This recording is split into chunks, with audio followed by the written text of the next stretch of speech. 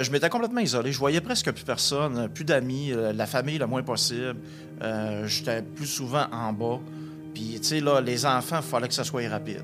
Tu sais, pas vraiment capable. Puis, pas trop longtemps. Puis, grosse chance qu'ils ont été toutes trop jeunes. C'est une maladie potentiellement mortelle, l'alcoolisme. Et ma mère en a fait vraiment un exemple, tu sais. Donc, oui, il y avait de la maladresse, mais il n'y avait pas un manque d'amour. C'est qu'il vient un moment donné que tu es toi-même en survie. Puis c'est tough. Dans l'approche aidance, ce qui est difficile, c'est justement de départager entre qu'est-ce qui est réellement aidant, puis qu'est-ce que, même avec mes bonnes intentions, l'aide que j'apporte, à quel point celle-là est aidante. Bonjour, ici Marina Orsini qui vous souhaite la bienvenue à ce déjà le 7e épisode du balado des proches aidants, un balado sous-titre « Des histoires qui résonnent ». Je pense que ça résonne beaucoup chez vous. Un balado qui est produit par l'organisme L'Appui des proches aidants. Ça, c'est un organisme qui regroupe en fait tous les services offerts à travers le Québec pour les proches aidants dans leur vie au quotidien.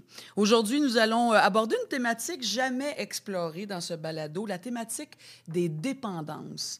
Alors, parce qu'on veut libérer la parole, il y a beaucoup de tabous autour de ça et on veut aider non seulement les personnes qui souffrent de dépendance, mais aussi celles qui les accompagnent, les proches aidants qui les accompagnent chaque jour et qui ressentent très souvent un sentiment de honte et d'isolement, ce qui fait que ces gens-là évitent d'aller chercher de l'aide.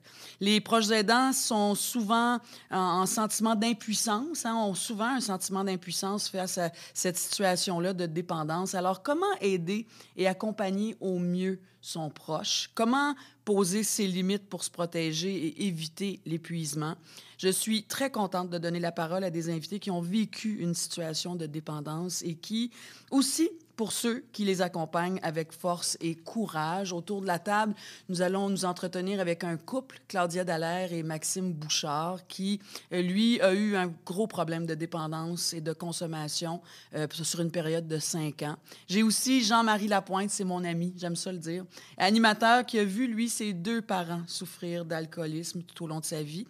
Et David Galipeau, intervenant en dépendance au Centre de référence du Grand Montréal. Alors, installez-vous confortablement et bienvenue au balado des proches aidants.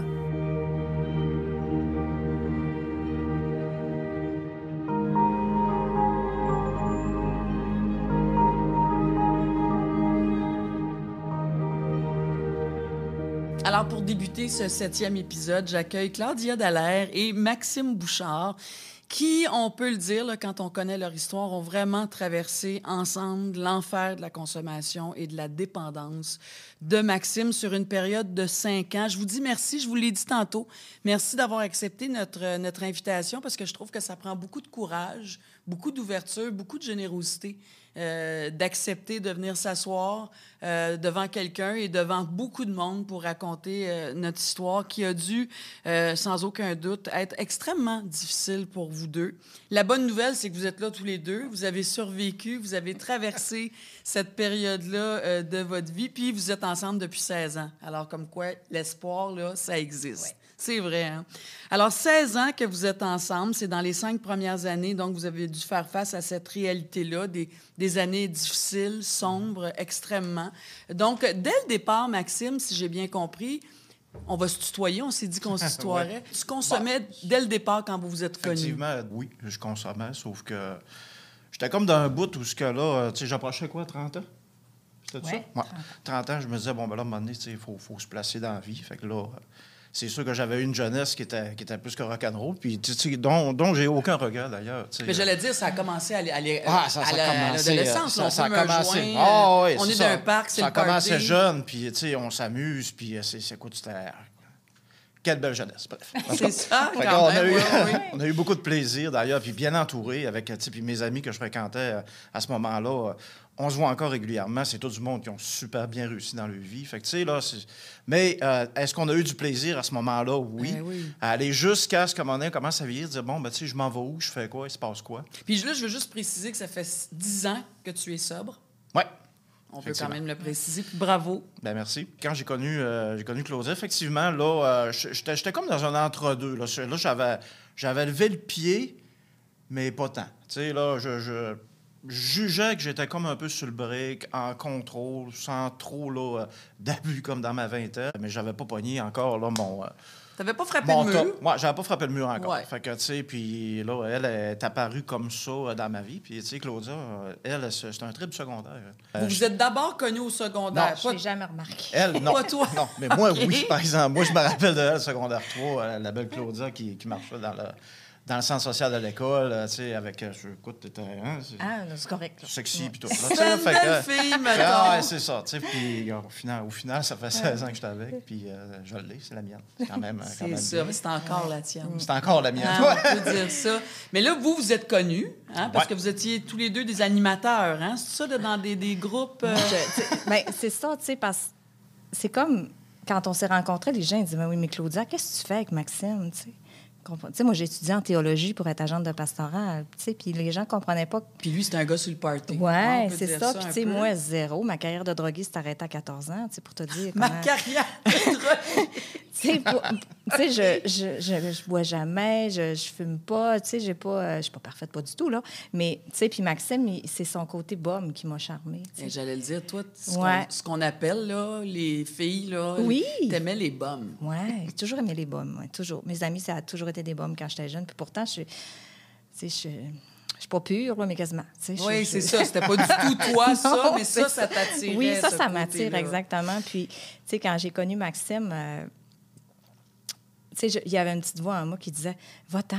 Oui, j'allais le dire. Avais-tu, c'était ma prochaine question, Ouais. avais-tu quand même un petit drapeau qui faisait Oui. Qu'est-ce que tu fais là? Oui. Tu sais, puis lui, on s'est connus à la trentaine, en début trentaine, tu sais, puis lui, il avait comme « Faut que je me range ». Moi, c'était comme « Je vais essayer de me trouver un beau gars pour qu'il me fasse des enfants ».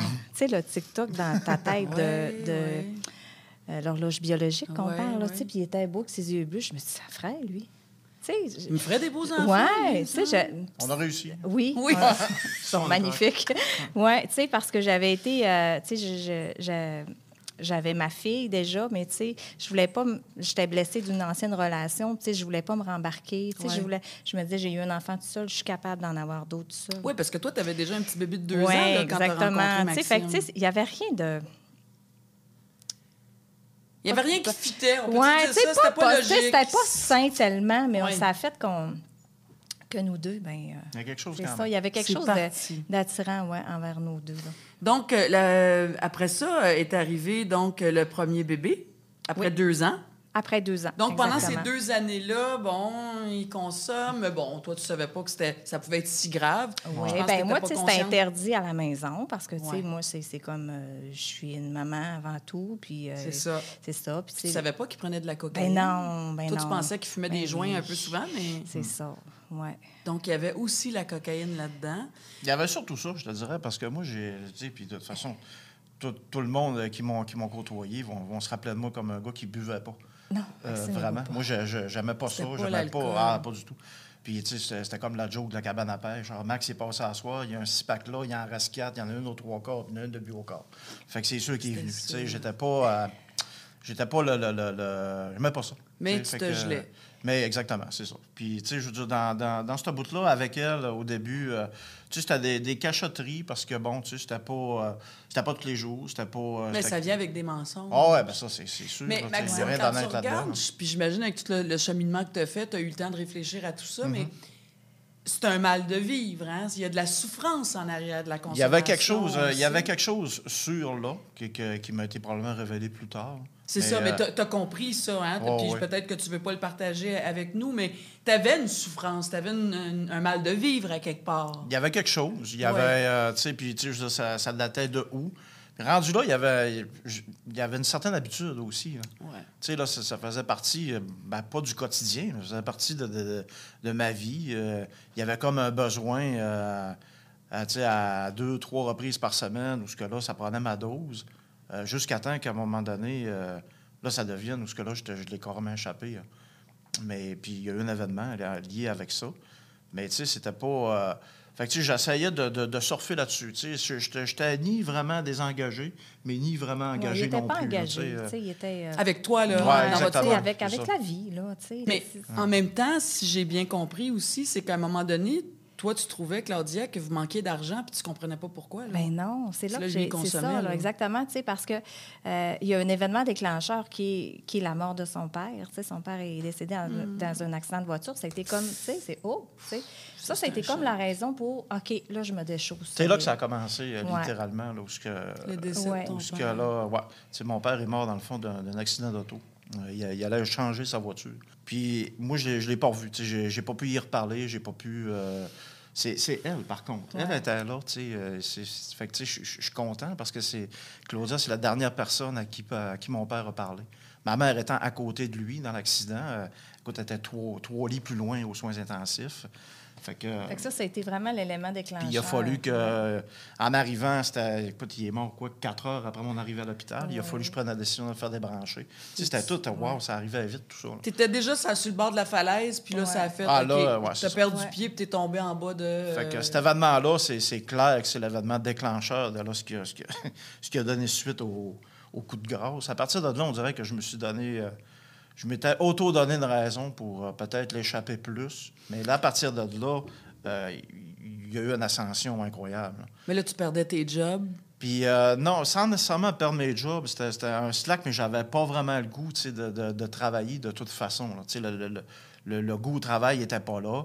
Non, mais il paraît qu'à un moment donné, même ça paraissait. au niveau de t'sais. l'hygiène, tu prenais pas soin de toi, Bah, tu ben là, voulais c'est parce plus que- manger, tu voulais... Ce bout-là, quand ça a commencé vraiment difficile, là, c'était l'isolement total. Là, je veux dire, moi, je vivais avec eux autres. Je vivais pas pantoute avec eux autres, je vivais rien que dans la même maison qu'eux autres. Chez nous, ils sortaient pas, là. Ils faisait ça descendaient dans en le bas. sous-sol chez nous. Exactement. Fait que, tu sais, puis, tu sais, c'était régulier. Puis, avec la pensée magique de chaque jour, je me disais, OK, à soir, là, c'est fini. Je savais que ça n'avait pas de bon sens. Tu sais, je m'en rendais compte, mais pas encore assez. Donc T'sais, là, une grossesse, c'est le petit bébé Léo Oui. qui est né. Non, Léo, c'est le deuxième. Ah, c'est le Puis deuxième. quand je suis tombée enceinte, ça a été vraiment... Parce que Liam et Léo, hein? Oui, Liam, c'est le dernier. Puis c'est ça. Mais quand je suis tombée enceinte du troisième, Maxime, il allait déjà pas bien. C'est ça. Ah, fait non. qu'il y a Là, eu ça- ta fille que Oui, tu avais déjà. oui, c'est Il y a ça. eu un premier Il y a bébé. eu Léo, Léo. que ça, c'était quand même tempéré. correct, là, tu sais. Ouais. C'est ça. Puis il y a eu Liam. Liam, C'est ça. À Maxime Liam, ça était- correspond vraiment Ouais. directement avec la mort à père. Avec tout ça, c'est dans un espace-temps d'à peu près 1 an et demi. Là. Ouais, ce c'était gros, trop, ce là. gros Ça, bout de- c'était ce gros c'était bout de- beaucoup trop pour lui, là. Elle Mais était toi, enceinte. toi, dans tout ça, Claudia, comment tu gères ça? Tu as 2 enfants là, à ta charge. Éventuellement, il y aura une 3e grossesse, plus un accouchement, plus un autre bébé qui arrive. Toi, tu penses quoi? Tu vis quoi? Tu réagis comment? Ben, tu sais, moi, je suis... tu sais, quand on se repose la question, je suis restée par orgueil. Ça veut dire quoi? Ben, je suis restée parce que j'avais peur que les gens disent « Ah, voyons. » Tu sais, je me suis retrouvée toute seule à ma première grossesse. Puis j'avais peur que les gens disent « Ben, voyons donc. Encore? » Elle n'est pas capable d'être en couple, Ben elle n'est oui, pas tu sais, capable Ouais. Fait que moi, je suis restée par orgueil. L'orgueil, fait que ça peut être bon, l'orgueil Oui. aussi, ça sert. Oui, hein? tu sais, l'orgueil de me dire non, je me ferais pas dire par les gens, ben voyons donc, on se retrouve encore tout seul avec 3 enfants, tu sais. Fait que, tu sais, puis je le regardais aller, puis, tu sais, de dire, ben il serait peut-être le temps que tu te laves. Puis ça, c'était plus Maxime, là. Mais plus, c'était difficile. Tu sais, j'y disais c'est souvent ça. aussi. Je Tu sais, disais, il me disait, écoute, j'ai mal en dedans. mal Puis en j'étais là, dedans. ouvre-toi, si bol, puis décrotte-toi. Je comprenais pas. Tu sais, tu sais, je comprenais pas. Il me disait, j'ai mal. J'étais là, oui, mais fais quelque chose. Crie, va, fais quelque chose. Mais je pouvais pas pour lui, là. Puis Maxime, T'sais. quand tu disais j'ai mal, déjà d'être capable de dire ça, puis tu vois, j'essaie de me dire t'as mal. Fait que ça veut dire quoi? C'est-tu un mal physique? C'est un mal... Oui, c'est l'âme, mais c'est quoi cette affaire-là, j'ai mal? Tu sais, c'est sûr que le physique il a goûté, là, ça le cachera pas. Là, ça va avec la tête. Mais tu sais, j'avais mal. C'était en dedans, mais c'était pas capable de le sortir vraiment. Puis surtout pas capable d'identifier pourquoi j'ai mal de même. Parce que là, j'avais pas les outils, j'avais pas fait de démarche, tu sais, j'avais rien entrepris là, en soi pour me libérer de ça. Là. Fait que, tu sais, j'étais incapable de le dire. Puis, tu sais, la crainte aussi de voir que j'étais probablement en train de les perdre, eux autres. Là. Tu sais, C'est puis, ta famille, là, puis c'est je le ta voyais. femme. Là. Il y avait quand même un minimum qui me disait, tu sais, oui, tu l'es malade, puis là, ça fera pas tout seul. Ça fera Donc, il y avait une voix dans toi Quand qui même. était très consciente, Quand lucide. Hein? là-dessus, mais tu sais, complètement hors de contrôle, par contre. Tu sais, les gestes, les actions, c'était pas là, tu sais. Puis j'étais... C'est vrai, tu sais, comme tu le disais, tu sais, je vivais en parallèle d'eux autres. Je vivais rien que dans la même maison qu'eux autres. Donc, Tu sais, tu devais ressentir de la honte parce que tu voyais tes enfants quand même à tous les jours. Ah, moi, je m'étais complètement isolé. Je voyais presque plus personne, plus d'amis, la famille le moins possible. J'étais plus souvent en bas. Puis, tu sais, là, les enfants, il fallait que ça soit rapide. Tu sais, pas vraiment capable. Puis, Pas trop écoute, longtemps. Puis, grosse chance qu'ils ont été toutes trop jeunes. Ouais. Ça, puis ça, écoute, Parce qu'ils s'en souviennent pas Que- vraiment. pas en ils ont tout, eu de pas en séquelles. tout. Quelle chance incroyable qu'ils vont grandir. Ils ne pourront pas dire moi, j'ai vu mon père en arracher, j'ai vu mon père complètement pas là. Mais d'ailleurs, tu sais, j'en profite, parce que juste avant qu'on commence, vous m'avez confié que votre fille, parce que tu considères Oui. ta Absolument. première Ouais. fille comme ta fille, Ouais. Oh oui. ça fait pas longtemps qu'elle sait cette semaine. partie. Cette semaine, elle a appris cette partie-là de sa vie, de votre Ben, vie. Oui. il a fallu. De toute façon, Laurent était dans l'âge là, pour. Elle a quel Elle va âge? avoir 18 ans. Lauriane, cet été. oui. Laurane. Laurane, pardon. Oui. Puis, tu sais, je voulais pas qu'elle l'apprenne de par. Ben, les médias sociaux. De part, les exactement. balados, Tu sais, puis, ouais. fait que, tu sais, puis c'était important aussi. Les garçons sont pas là. Non, Il n'y a rien sont qui jeunes, presse. Il y a rien ouais, qui ouais, presse. ouais, Puis ouais. ça me donnera toujours une petite carte cachée. Je dirais, jeune homme, viens ici. T'en passeras pas à ton père. Fait que, tu sais. Ah, ça, fait c'est... que- ça, on a des doutes. Je suis moins con que tu le Ouais, penses. il y en a un qui est pas mal Will. Fait qu'on va voir aller plus tard. Comment elle a réagi, votre fille? Ah, très bien, Elle sérieusement. trouvait Mais... ça beau, notre histoire. Puis, tu sais, elle comprend Ben, beaucoup t'as-tu de... comme genre... Ouais, Ben, oui, voyons donc, ben, mais non. voyons donc. Tu sais, parce que nous autres, on rit beaucoup, on est plates. Tu sais, on Vous êtes est- plates? Ah oui, on rentre de bonne heure. Nous sommes les premiers à quitter. OK. Ouais, on rentre de bonne heure. Ben non, ça doit être puis parce elle que vous êtes bien chez ouais, vous tu sais, aussi. Puis là, elle nous voit arriver, puis elle fait déjà. Tu sais, fait que c'est pour ça qu'elle trouvait que Maxime, elle disait, ah ouais, toi, mon Dieu. Tu sais, elle savait qu'elle avait déjà eu une vie Rock'n'roll. rock'n'roll, mais ben, à ce point-là, non. C'est ça. Donc, on frappe vraiment un bas fond. Là. On est en bas de la falaise, là, mais de plusieurs milliers de mètres, même, je dirais. Puis là, ben, il y a probablement. l'accouchement qui s'en vient. Là. Il y a l'accouchement. Puis ça Oui. aussi, je pense, ça a créé chez toi, Maxime, encore plus d'anxiété. Là, Ben là, écoute, je voyais bien que je n'étais pas en mesure de m'occuper d'un nouvel enfant. Écoute, je n'étais pas capable de le faire moi-même. Moi, je n'étais pas capable de m'occuper de moi. Là. Comment est-ce qu'on peut faire pour s'occuper d'un enfant? À un moment donné, on parle d'isolement, on parle de honte, fais quelque chose, j'ai mal. Et effectivement, ça a été le plus bas que tu as été, Maxime. Hein? Ouais. Et là, il est arrivé quelque chose. C'est comme si, tu sais quoi, tu t'es donné un...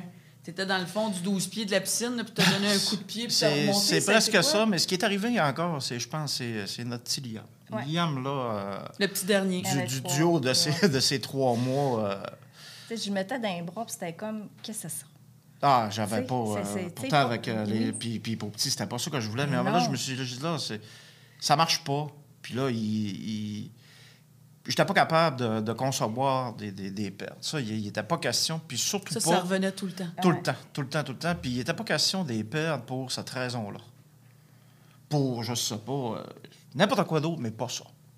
Pas parce que je l'ai échappé, pas parce que j'ai perdu contrôle, puis pas parce que... Bon, c'est pas une faiblesse, mais pas parce que je suis pas en mesure de m'occuper de moi puis de dire là, c'est assez, puis là, on travaille sur toi, puis là, on règle tes babites. Puis à un moment donné, c'est arrivé à la fin de la journée. Hein. T'es arrivé tout bonnement de travailler, puis là, Non, je suis en congé maternité. T'es en congé maternité? Oui. Eh, mon Dieu, tu vois. OK. Fait que, bon, t'es en congé maternité. Il s'en souvenait plus. Tu t'en souviens plus, Maxime? Non, mais je donc- pense que c'est correct. Non, mais Puis, j'imagine que c'est difficile Ah, non, aussi de c'est sûr. replonger Ah, dans il chaque y a des bouts détail. des fois qu'on Ben oui. perd, mais pas tant. Puis ce bout-là, par contre, quand t'es rentré, je dis là, c'est correct, vendredi, tu vas venir me porter en thérapie. Je dis là, c'est là que ça commence. Je t'aime, toi plus, ça paraît. Ça. Mais Moi, j'ai je t'aime, dit, toi mais- plus, c'est ouais, clair. C'est ça. Oui. Puis là, il faut qu'on fasse de quoi. Tu sais, on n'a pas eu Liam pour... il n'est pas question que ça se termine de cette manière-là. Fait que... elle croyait plus ou moins.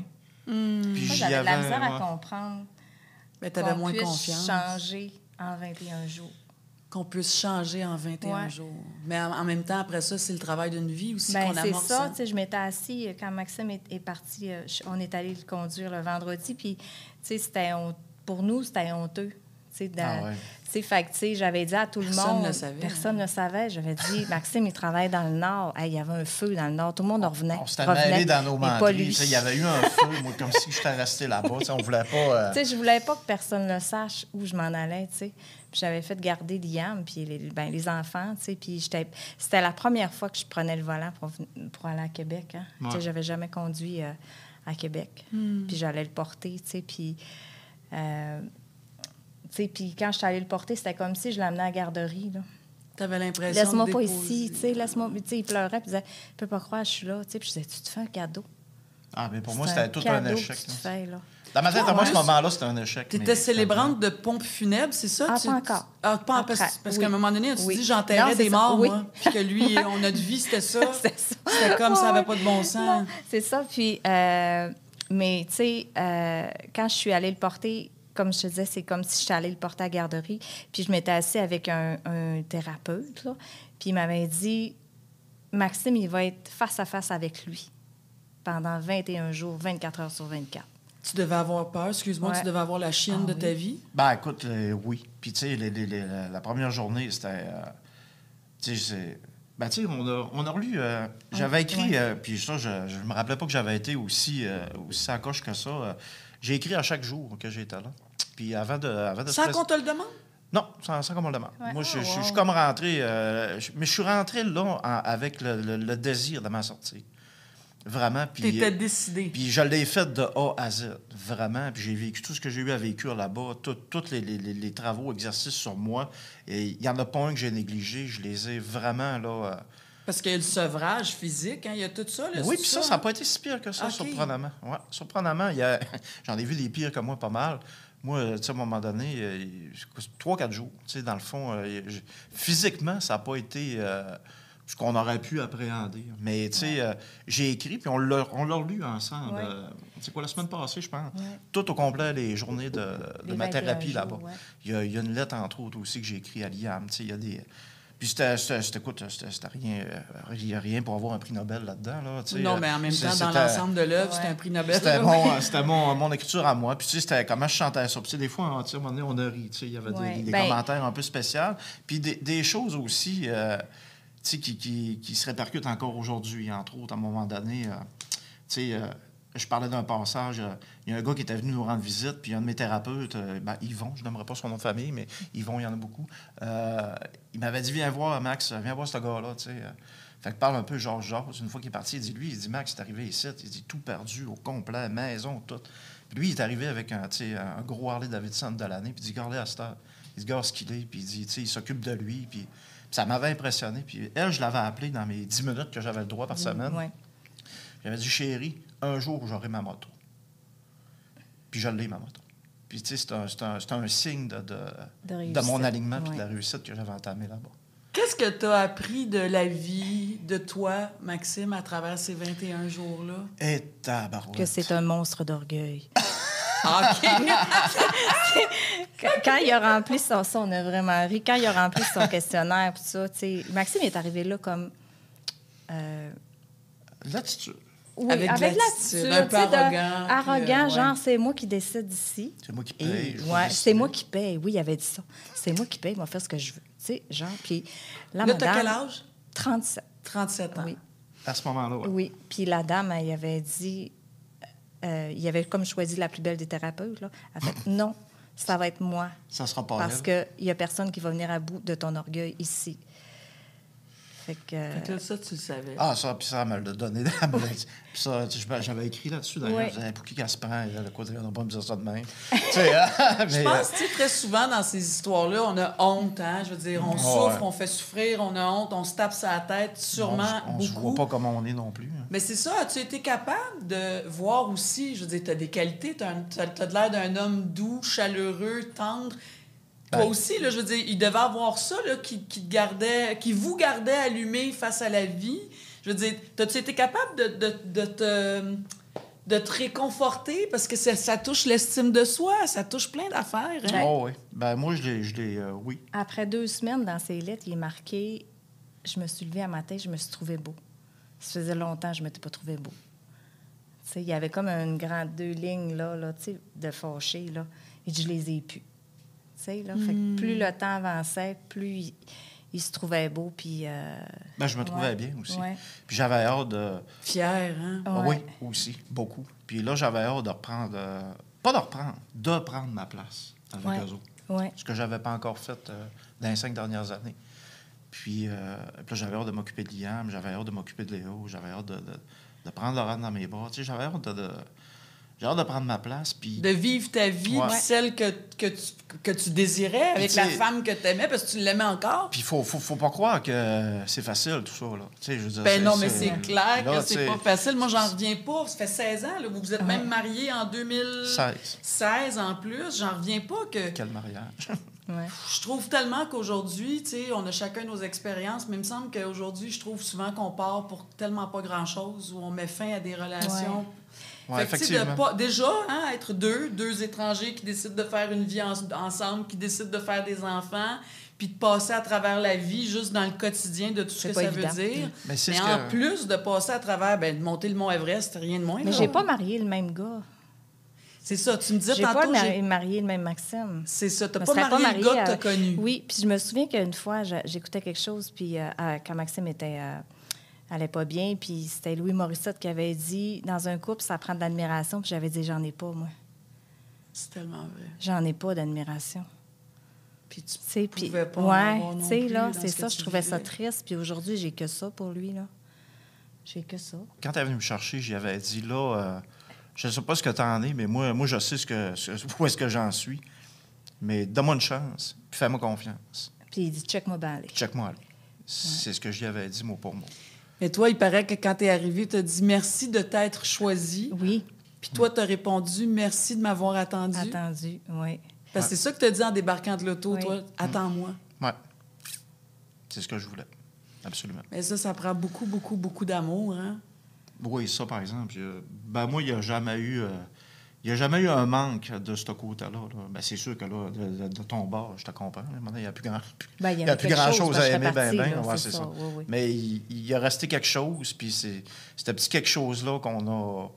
qu'elle m'a fait confiance, puis que moi, je suis allé chercher pour que maintenant, ben, regarde ce qu'on en est. Il y a beaucoup de gens qui nous écoutent en ce moment.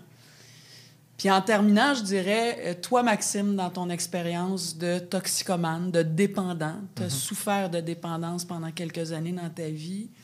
Tu dirais quoi à quelqu'un qui souffre de dépendance aujourd'hui? Non, écoute, il faut... premièrement, je pourrais peut-être dire qu'il n'y a personne qui peut le faire pour toi. Donc, c'est vrai quand on dit ça, parce qu'on entend tout le temps ça. Là. C'est un cliché. Sinon, écoute, sérieusement, je pense que ça, depuis belle lurette, elle l'aurait peut-être fait pour moi il y a bien longtemps, dire hey, on va régler ça. Là. Tu sais, fait que il y a vraiment personne, absolument personne autre que la personne elle-même qui peut mettre fin à ça. À partir de là, par contre, peut-être, ceux qui les entourent, ben, tu sais, arrêtez pas de les aimer, par contre. Mais dites-vous aussi, d'un côté, à vous, vous ne pourrez pas le faire pour eux autres. Fait que rendez-vous pas malade avec eux autres. À un moment donné, c'est le déclin, il faut que ce soit la personne qui le fasse, il faut que ce soit elle qui dise, là, c'est assez. Puis là, j'ai besoin d'un coup de main, puis qu'est-ce que je fais? Mais rendu là, vous ne pourrez pas le mettre dans la gorge, tant que ça ne viendra pas d'eux autres. Puis toi, Claudia, comme on parle de proche aidance, assistance, qu'est-ce que tu pourrais dire aujourd'hui? Parce que tu as été une proche aidante aussi, là, Ouais, parallèlement sans le à ça. savoir, on le sait Tu as essayé jamais, de tendre c'est la ça. main, tu as essayé d'ouvrir des discussions. Qu'est-ce que tu dirais à ceux qui vivent cette situation-là? Un parent par rapport à son enfant, une conjointe par rapport à son conjoint, un conjoint par rapport à sa conjointe. Je veux dire, c'est dans toutes les sphères de la société. Là. On peut avoir 20 ans, 50, 80 même, j'imagine. Ça serait quoi, toi, les premières pensées qui te viennent en tête? Bien, tu sais, c'est... Premièrement, c'est l'amour, là, ça, c'est sûr, là. Tu sais, si tu es une conjointe, puis tu l'aimes vraiment, tu sais, reste, ça vaut la peine. Mais tu sais, si à un moment donné, ça n'a plus de sens, bien, tu sais, moi, je trouvais que j'avais un boulet à un moment donné autour du pied. Il fallait que je me sauve, moi et mes enfants. Tu sais, c'est ça que j'avais décidé. Je me disais, je vais le laisser là. Il fera ce qu'il voudra, là, mais moi, il faut que je me sauve. Tu sais, c'est important, là. Ça, moi, Faut c'est... pas s'oublier. Non, hein? tu sais, Ouais, c'est ouais. peut-être égoïste, ça, je sais pas, mais tu sais, Ben non, c'est c'était parce comme... que à un moment donné, c'est une tu question sais, de je voyais survie, qu'il là. ne suivait pas, là, je Toi, me t'as disais... 3 enfants, en Oui. plus. T'étais pas Ouais, toute seule, non, là. tu sais, fait que j'ai dit, je vais me sauver moi. Tu sais, je vais m'occuper de moi, puis c'est ça. Puis, tu sais, lui, il a fait, ah, OK, elle s'occupe d'elle. Je vais... Tu sais, on dirait que j'ai comme fait, ben je veux te suivre, tu sais, c'est ça. Puis on a comme un pacte entre nos deux, tu sais, que si jamais, tu sais, je suis même pas inquiète, là, mais en tout cas, mettons qu'à un moment donné, il se ramasse avec un sachet dans les mains, il va m'appeler. Il va me C'est dire, votre Claude, pacte, ça, c'est votre entente. Claude, j'ai ça dans les mains, qu'est-ce qu'on fait? Bien, viens, on va en parler. Tu sais, je ne serais pas fâchée. S'il est rendu là, c'est parce qu'il s'est passé des choses. Là. Puis j'imagine, là, Maxime, c'est ça. avant de te rendre là, d'avoir un petit sac dans tes mains, tu vas dire quelque chose. Hein? On se rendra pas là. Non, non, c'est clair pour c'est pas vous drôle. autres, Hein? ça. Ben, Moi, c'est pas drôle, clair. mais c'est clair. On est tellement bien. On est tellement bien. Oui. Ah oui, j'allais vous le dire en terminant. Là, genre, on n'arrête pas de finir. Mais c'est quoi cette nouvelle vie-là ensemble? C'est quoi ce quotidien-là? Ben, on s'en va. En tout cas, moi, en ce qui me concerne, je pense que je m'en vais rien qu'en montant.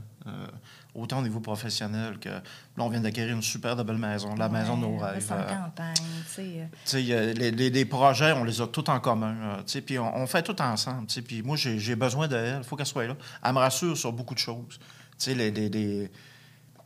dans tout. On est comme vieux jeu des années 50. On a un compte de banque. Tout est à la même place. Puis moi, j'ai besoin de savoir qu'elle le voit.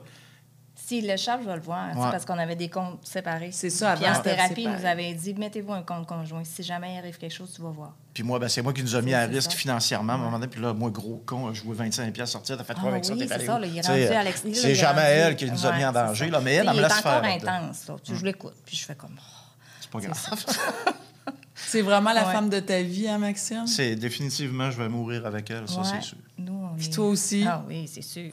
Oui. C'est tellement beau de vous voir, en tout cas, là, mais j'ai le cœur gonflé, le gros de même. Je trouve que ça donne espoir. Je trouve que ça démontre aux gens qu'on peut passer à travers tellement de choses. Puis c'est de se donner la main puis d'avoir confiance l'un envers l'autre aussi. C'est pas des affaires qu'on fait de façon isolée, hein, aussi. Il y a un bout qu'on fait isolé, là, évidemment, puis c'est nécessaire.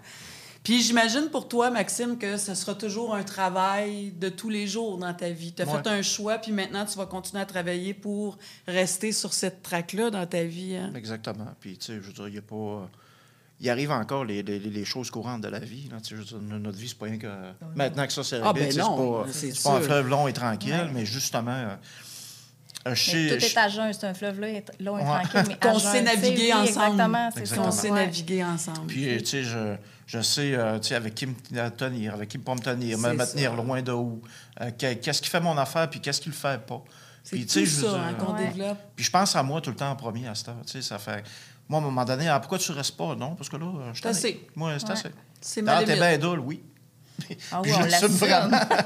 Je suis pas dolle, mais moi, chez nous, ma famille m'attend. C'est ça. Merci beaucoup à vous deux. Ça a été vraiment... Puis vous venez du Saguenay en plus, fait qu'ils ont fait un long voyage jusqu'à nous, jusqu'à vous. Puis c'était un grand, grand cadeau aujourd'hui. Merci infiniment. Bonne route. Merci. C'est gentil.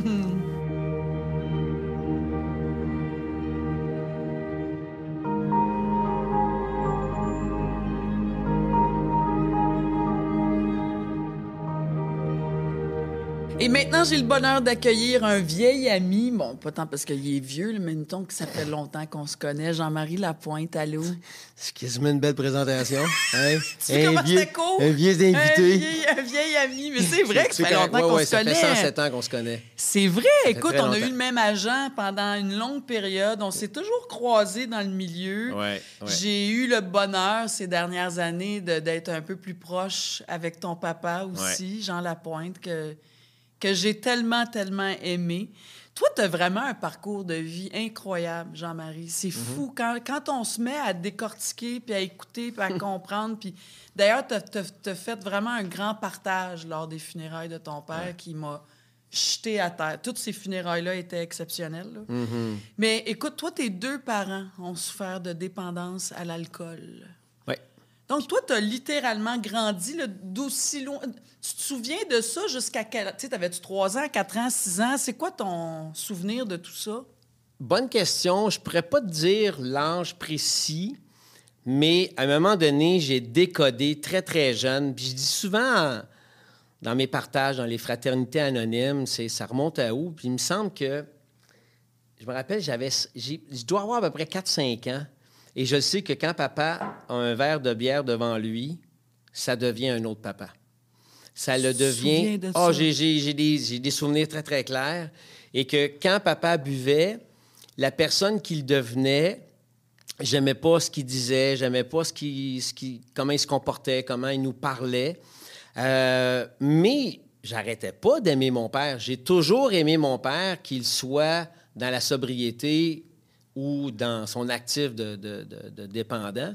Mais ça, j'étais très, très, très, très jeune, puis ça m'a évidemment marqué et ça fait que l'atmosphère n'est pas la même pantoute dans la maison quand papa boit. Fait que t'as comme deux vies. Hein? En parallèle, c'est comme t'as deux papas, donc t'as deux vies. Là. Ouais. Puis la vie avec papa qui boit, mais maman aussi. Ma maman, elle a développé son alcoolisme sur le tard, dans la quarantaine. C'est sûr que maman il y a probablement des psychologues, des psychiatres, des médecins qui pourraient te dire ta mère avait des prédispositions évidentes. Des souffrances intérieures, Oui. des mal-êtres. Hein? Probablement, c'est clair, sauf que combien de gens vont arriver le vendredi soir, après une semaine de marde, ils disent « Regarde, moi, je m'ouvre ma bouteille de vin, puis ça me fait du bien. » C'est une façon de s'auto-médicamenter dans le stress qu'on a accumulé. Mais tu sais, c'est quand même... c'est pas un verre de limonade que la personne se verse. Non. Pourquoi? Donc, dans l'alcool, il y a quelque chose qu'on appelle en anglais un painkiller. Là. Ça t'enlève de la douleur, ça va te knocker, ça va t'amortir. Ça gèle la douleur. Ça te gèle.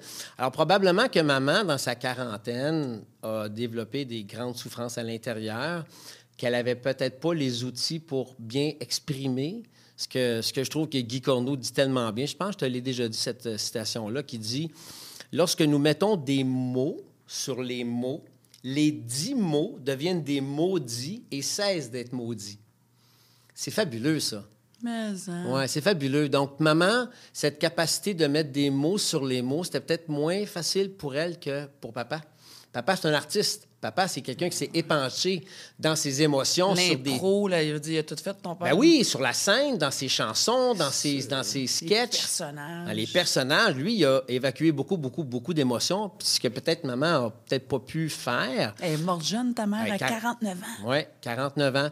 Donc, maman, elle, son alcoolisme... Là... De l'alcool. Elle est décédée de l'alcool. Oui, c'est le foie qui a pu fonctionner. Puis, je te dirais que ça, à ce moment-là, c'est comme si elle avait mis la puissance, la vitesse grand V dans sa déchéance et dans sa maladie.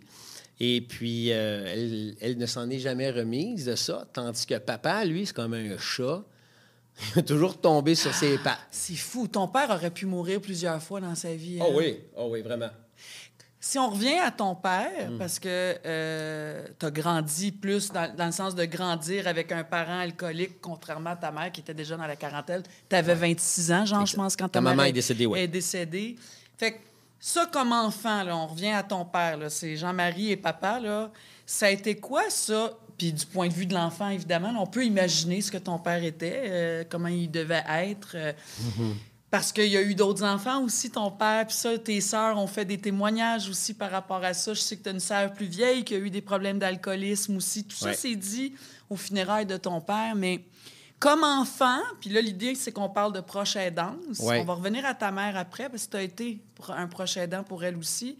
Ça a été quoi, ça, de grandir comme enfant avec un père alcoolique, puis que ces deux personnes-là, tu n'aimais pas quand il était celui-là? En fait, ce qui arrive, et ça, les psychologues s'entendent sur un mot qui s'appelle parentification. Parentification. Ça, c'est les rôles inversés. Autrement dit, tu deviens le père de ton propre père. Tu deviens le père ou la mère de ton parent. Autrement dit, il y a quelqu'un quelque part qui ne fait pas sa job parce qu'à cause de la maladie mentale, de la dépendance ou de la souffrance, peu importe, il n'arrive pas à être convenable dans sa façon d'être de père ou de mère parce qu'il est en survie ou il est carrément absent. Donc, les enfants, souvent, développent un autre rôle. Et ce rôle de sauveur-là, ce rôle de père ou de mère, moi, je l'ai fait avec mon père et ma mère. Et évidemment, il y a des effets pervers, mais il y a des effets aussi positifs parce que on va aussi renforcer aussi ce rôle-là. On va dire, « Ah, t'es donc un bon fils, t'es donc un bon garçon. » Ça alimente. Hein? Bien, ça t'alimente, ce côté sauveur-là, parce que ça te valorise. Et souvent, quand tu viens d'une famille dysfonctionnelle à cause de la dépendance, il y a des carences affectives, des carences de sécurité, des carences énormes. Donc, t'es un enfant carencé. T'es en survie. T'as été ça, toi? Ben oui, mais il n'y a pas grand enfant d'une famille dysfonctionnelle à cause de la dépendance qui ne développe pas des carences, c'est sûr. Et ça t'envoie un message aussi. C'est très subtil, mais ça veut dire que pendant que ton père ou ta mère fait le party, toi, ça t'envoie le message. Mais oui, mais moi, j'ai besoin de papa, j'ai besoin de maman. Donc, si on n'est pas là pour toi, c'est que secrètement, tu dis dans ta tête, peut-être parce que je suis pas aimable, peut-être que je suis pas à la hauteur, peut-être que j'ai pas assez des bonnes notes, peut-être que... Bon, donc, il y a plein de carences qui s'installent très, très jeunes.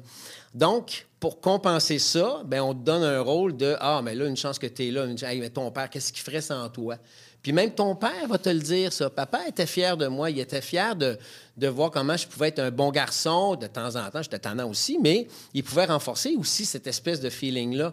Alors, il y avait aussi tout l'espace de dialogue. Papa et moi, depuis que je suis tout jeune, on avait installé un dialogue où j'étais son confident et il était le mien aussi. Puis vous avez même vécu ensemble, vous autres, hein? Ah oui. Tu m'en as raconté une couple. Plus tard. On était colocs, mais ça, c'est dans un autre chapitre. Quand je me suis séparé, divorcé, je devais rester chez mon père pendant quelques mois. Puis c'est lui, avec sa conjointe Mercedes, qui m'avait offert de venir... Regarde, viens te parquer chez nous pendant une couple de mois, le temps que tu t'installes, puis tu repartiras un moment donné quand tu seras prêt. Mais on a tellement tripé dans cette cohabitation-là que je suis resté presque 3 ans. Puis à travers ces 3 années-là, on a fait des projets, on a fait une série ensemble, on a fait un album, on a préparé un spectacle ensemble. Donc, tu sais, il y a des effets extrêmement riches qui prennent leurs racines. Tu as vécu aussi ces affaires extraordinaires-là avec ton père. Grâce à la complicité naissante dans la vulnérabilité, dans la dépendance J'allais de papa le dire. aussi. Ça, tu le soulignes souvent, que je pense que ce qui a été magique entre ton père et toi, malgré l'alcoolisme, la dépendance, la débandade qu'il pouvait avoir là-dedans, Ouais. ton père, puis ça, on dirait que tout le monde dit ça, ton père t'a donné accès à sa vulnérabilité, à ses fragilités. C'est ça qui a fait la différence. C'est un énorme cadeau parce que tu as devant toi un modèle qui ose sa vulnérabilité à une époque où on ne la montre pas, surtout pas venant d'un homme. Un homme dans les années 70, ramène-toi dans les années 60, 70 et même 80, sont rares les hommes qui osent leur vulnérabilité. Aujourd'hui, c'est valorisé. On va valoriser même des leaders d'entreprise qui vont oser leur vulnérabilité. Oui. C'est correct d'avoir un chef d'entreprise, un président, un premier ministre qui nous regarde puis qui adresse à la nation. Écoutez, je sais pas. Je sais pas, mais je sais que je suis bien entouré puis on va trouver une solution. Moi, j'en veux du monde de même. J'en veux des leaders. Mon père, nous, il nous l'a montré. Il nous a montré que sa vulnérabilité, ben écoute, il en a fait une œuvre qui s'est appelée La Maison Jean Lapointe. S'il n'ose pas sa vulnérabilité, s'il ne met pas un genou à terre, s'il n'ose pas dire dans les médias, écoutez, je suis un alcoolique, j'ai besoin d'aide, on n'aide pas des milliers de personnes au Québec. Donc, papa, parce qu'il a osé sa vulnérabilité, il a sauvé des vies avec ça. A commencé la sienne, mais il a sauvé plein de vies par la suite. Les gens ont eu confiance en lui, en sa parole, en son être. Hein? Écoute, je pense qu'au Québec, on s'inspire pas du multimilliardaire, mais on va s'inspirer de la personne qui a peut-être accumulé une grande richesse, un grand succès, mais qui part de loin, qui a bûché, qui a eu des doutes, qui a eu des rechutes, qui a eu des échecs financiers. Tomber, relever, puis qui n'a jamais arrêté de se relever. Ça, on va voter pour ça. Ça, ça nous ressemble, parce que c'est aussi ça qu'on a en nous, cette espèce de résilience-là. Tomber, se relever, ben, on l'a en nous, ça. Et papa nous l'a montré, puis il nous l'a montré quand même, je te dirais, avec une élégance, une dignité. De l'amour. Ton père, il y a beaucoup d'amour qui sortait tout le temps de lui. Tout le temps, tout le temps, tout le temps. Ah ouais. Puis c'était un gars hyper sensible, hyper émotif, puis en vieillissant, s'il n'y avait plus de masque, il broyait à rien, il osait, il pleurait, il vivait tout ce qu'il y avait à vivre par en dedans, et il n'y avait plus de faux fuyants, il n'y avait plus de masque, il n'y avait plus de moyens de se geler. Il était ça, papa. Plus rien à défendre ou à justifier. C'est ça aussi la beauté de vieillir en général. Ouais. Ton père, quand même, je vais rappeler aux gens, c'est le 18 novembre 22 qui est décédé. Bravo. Bonne mémoire. C'est ça, hein? Ouais. Donc, ça fait vraiment pas. Puis au funérailles où tu étais, c'était le 17 décembre, un mois après. Ouais. C'était tellement magnifique, ces funérailles-là. Là. Il y a des politiciens qui ont pris la parole, mais tu avais tout le monde qui venait prendre la parole. Tu avais l'impression que c'était de la famille. Ton père avait ça, cette capacité de nous faire sentir comme si on était un membre de la famille. Moi, je l'ai croisé quand même souvent dans le métier, ton père, mais de façon intime, juste quelques fois. J'avais l'impression que c'était mon oncle. D'ailleurs, dans ma famille, ma vraie famille, mes cousines, mes tantes, on a toujours dit que mon oncle Maurice, qui a été aussi un grand dépendant alcoolique, ressemblait à ton père. Ah ouais. Pas dans son alcoolisme, mais dans l'homme, l'être. Oui, souffrant, mais tellement aimant, tellement extraordinaire. Avec ta mère, ça m'a beaucoup touchée parce que ta mère, donc, est décédée en 91. Tu avais 26 ans, elle avait 89 ans. 49. 49, pardon. Et tu dis que ta proche aidance, parce qu'on parle de proche aidance, mais ta pas médiocre proche aidance ou ta dysfonctionnelle proche aidance, comment t'as nommé ça? Je me souviens pas comment je l'ai Cherche nommé. mon mot. Oui, je l'ai maladroitement accompagnée. Bien dit. Bien Pourquoi? dit. Pourquoi tu dis ça? Tu avais 26 ans? Pourquoi c'était maladroit? C'est Ben, quoi si- cette relation-là OK, avec ta mère? regarde, si je compare comment j'ai accompagné mon père, Oui. qui était une façon, j'allais dire, je veux pas dire adéquate, mais j'allais dire plus généreuse, plus ouverte, moins jugeante, moins dans la colère, moins dans le sentiment d'impuissance qui me faisait complètement perdre mes moyens avec ma mère. Mais tu sais, il y avait un 20-25 ans d'expérience Oui. d'accompagnement de fin de vie que je fais depuis très longtemps Oui. Puis auprès toi, d'enfants. parenthèse importante, là, je veux dire, Jean-Marie, je veux dire, tu as beaucoup cheminé dans ta vie. Oui. T'es bouddhiste. Ouais. Hein? Tu es allé te chercher, parce que toi, tu as Plein eu des d'outils. troubles alimentaires. Ouais. Il y a eu des séquelles à tout ça dans ta Ah, vie, mon là, Dieu. avec Ben ouais. ton père, puis Ouais. oui, avec ta mère. Toi aussi, ça a créé des troubles, mais tu es allé te chercher des outils. Il n'y a Le rien comme la bouddhisme. souffrance pour te faire évoluer. Hein?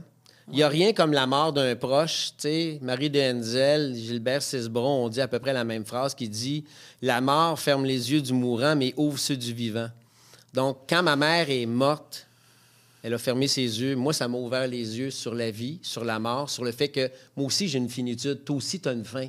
Donc, tu ne vois plus la vie de la même façon parce que tu viens de goûter de façon viscérale dans ton corps à la douleur de perdre un proche. Oui, mais pas juste ça. Dans ton maladroitement accompagné de ta mère, là, toi, tu Oui. as voulu te suicider, Jean-Marie. Là. Bien, dans la T'as période... passé à ça, là. Oui, mais c'est ça. C'est que dans la période de 20 à 26, dans l'actif d'alcoolisme de ma mère, j'ai vécu plein de drames dans ma vie. J'ai vécu plein de peines, plein de désarroi.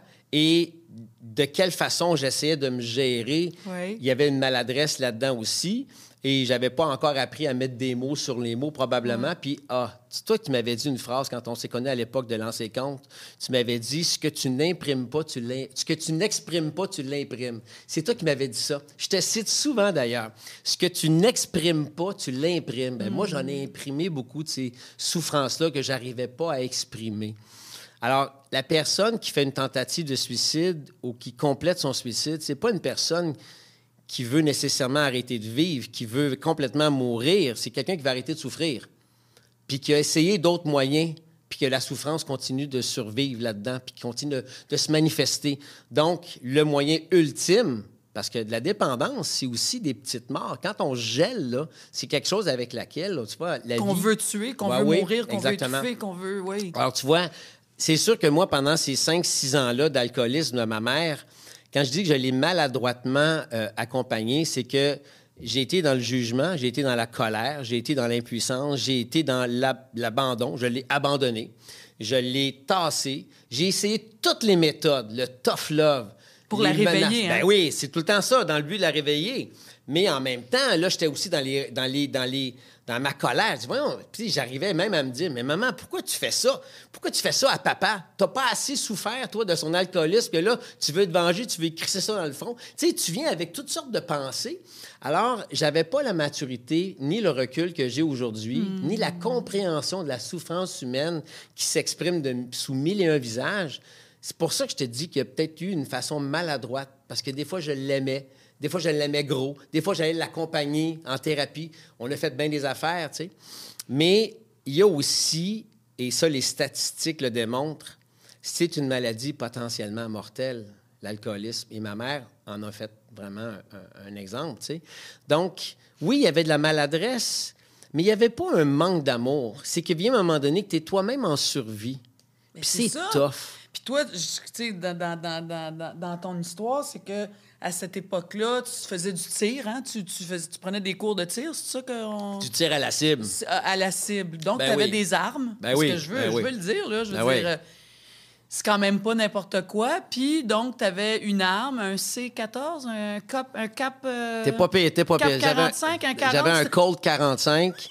Puis j'avais aussi un autre... Ah ouais, c'est pas pire gun. Écoute, tu t'as chargé ton Ah ouais, arme. Christy, oui, vraiment. Et en le faisant, Ouais. tu disais, c'est peut-être parce que t'allais pas bien. Toi aussi, dans ta vie, t'étais dans une phase difficile. Mais je pense que le fait que ta mère souffrait d'alcoolisme à ce point-là, ça ajoutait... Parce que là, il n'y avait pas vraiment d'endroit où tu pouvais te tourner, hein, quelque part, là.